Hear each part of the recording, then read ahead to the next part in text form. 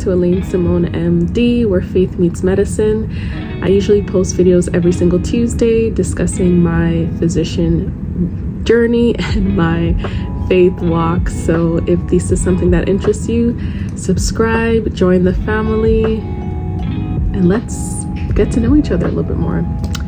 So today I wanted to talk about a topic that is something I have lots of experience in, which, as you can see by the title, is called isolation. Just due to my physician journey, I would say my physician journey, I've had several years of isolation. So people are like, oh, seasons. My seasons for isolations be on and off for years, because I've had just several years where I'm just not close to family physically, not close or living close to friends, and having to navigate life pretty much by myself.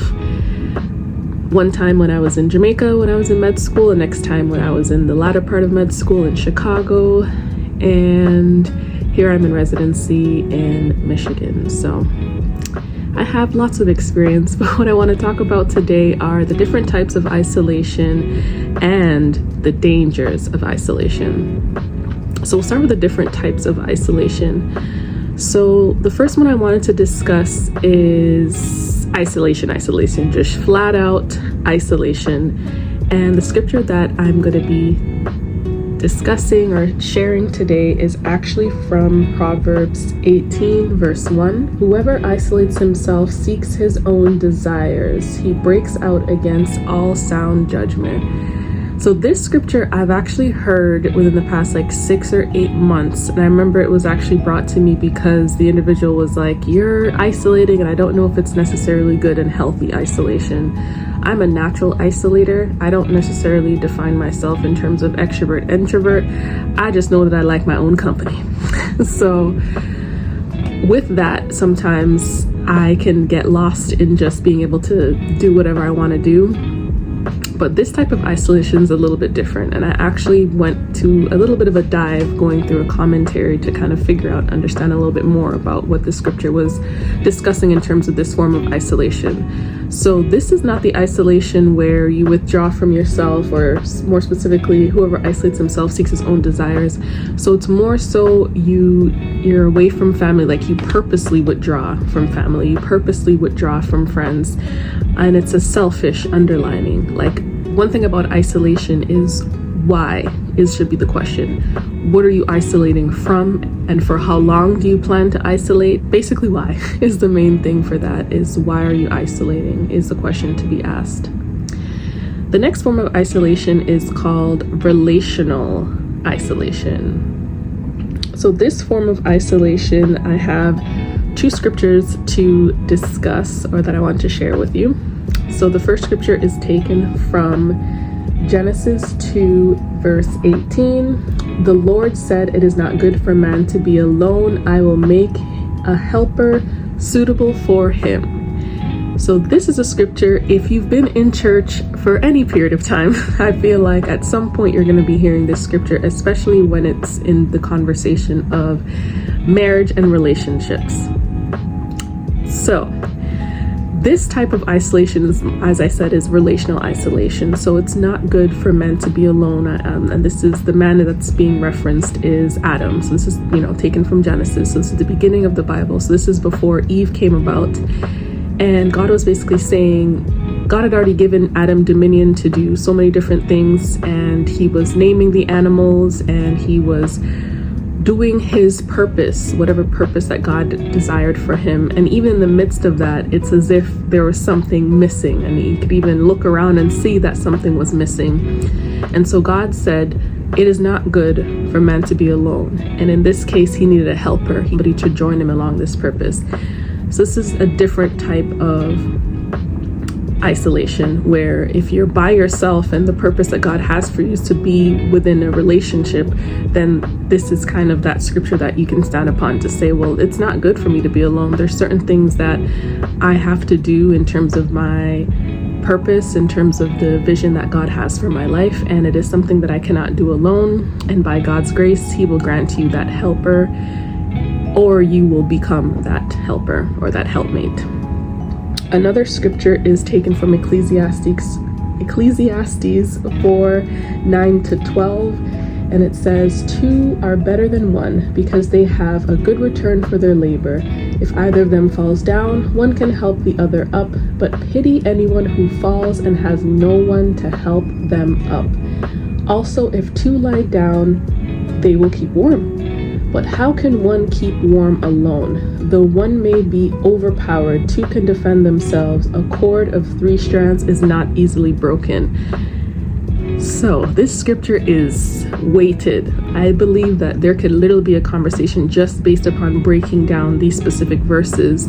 But just as an overview to combine with the previous verse that I mentioned in Genesis, 2 people are better than one. So in the sense that when it comes to the purpose, when it comes to the desires that God has for your life, there's certain parts of your journey that you may not be able to do by yourself. And this, as I said, this is relational context. This is not your friend. This is not your family. This is strictly in a relationship is what I'm specifically talking about.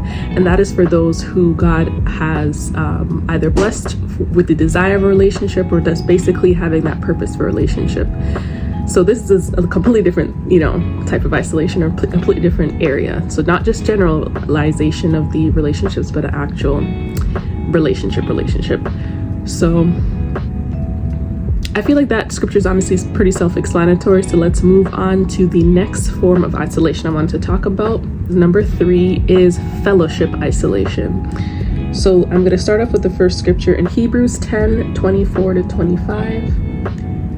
And it reads, "And let us consider how we may spur one another on toward love and good deeds, not giving up meeting together as some are in the habit of doing, but encouraging one another, and all the more as we see the day approaching." So this scripture and this type of isolation is very, very important, very, very keen. Yes, there may be times where you may get into a season where you want to physically just be away from each other for whatever, based upon whatever is going on at the time.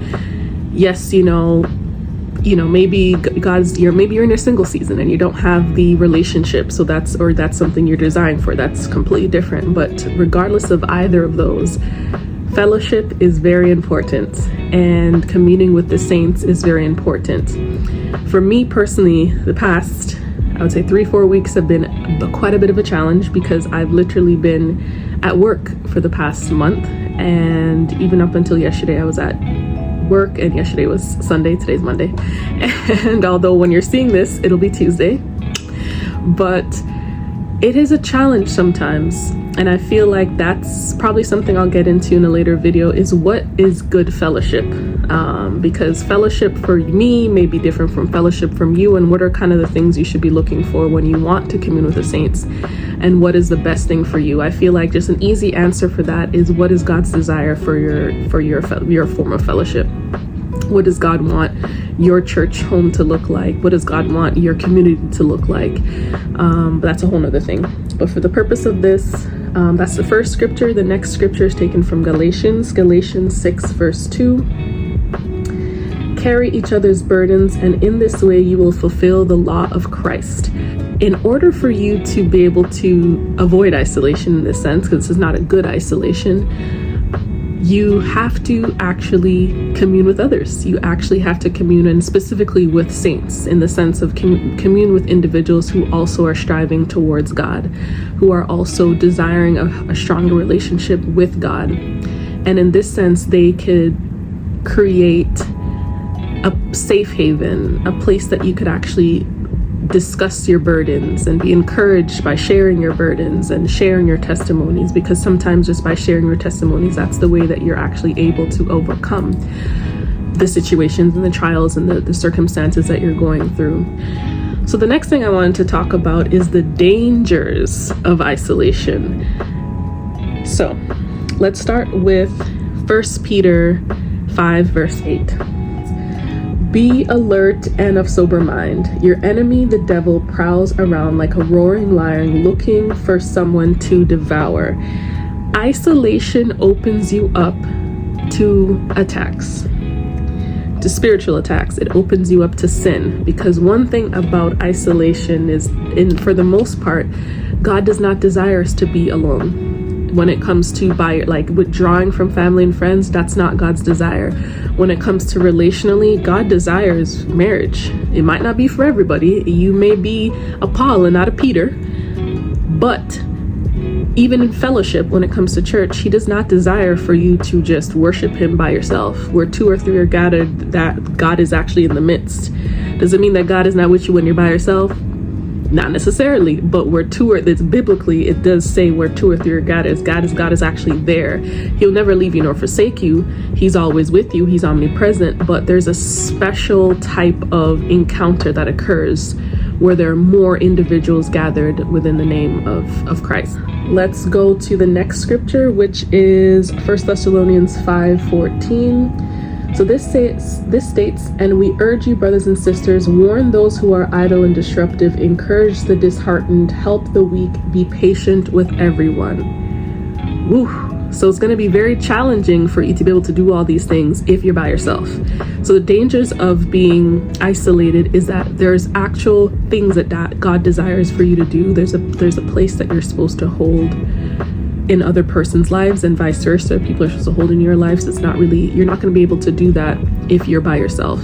You have to actually talk with people, socialize, and whether it be family, friends, or a random person on the street, or maybe if it's at work or at school, there has to be somewhere where you're actually being able to do that for others. And by God's grace, you're going to have people around you that is going to be able to do that for you as well.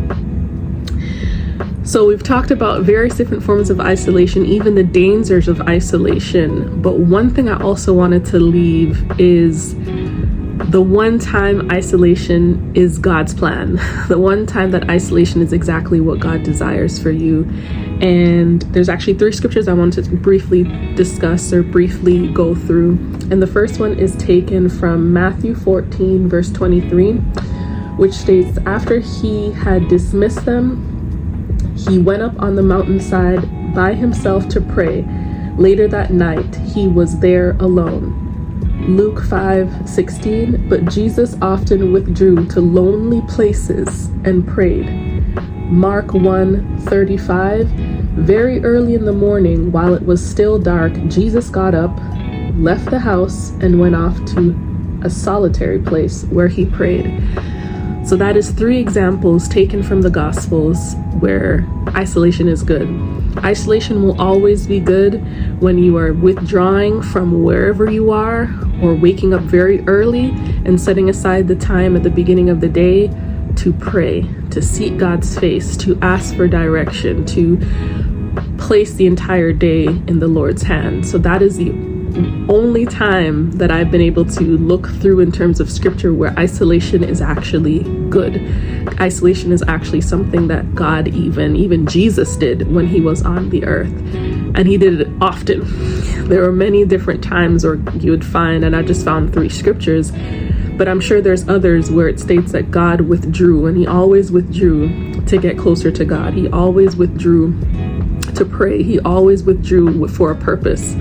So isolation it can be good and it can be bad. It just depends on the why. If you're isolating because you're trying to avoid a situation, if you're isolating because you think that, I don't believe God has somebody for me, so I'm just going to isolate myself and kind of put myself under a rock and just kind of breeze through life. If you're isolating yourself thinking that there's no church for me, there's no home for me, church home for me that's going to actually be able to accommodate and provide me the things that I desire, there is. And the only way you're going to find that is by seeking God's face and desiring what he wants for your life and seeking what he wants for your life. So that is my quick spiel on isolation. And before I leave you, I would love to know,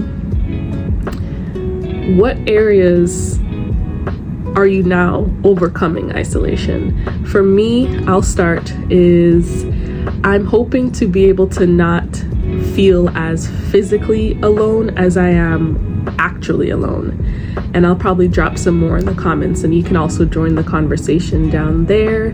I do hope this was a blessing to you. I hope that you were able to draw from certain things that I mentioned And I do hope that we could both learn and grow in healthy isolation. So whatever it is that you desire, I just hope and pray that this encourages you to withdraw, I should say, just like Jesus withdrew from his disciples in situations, and truly seek God's face.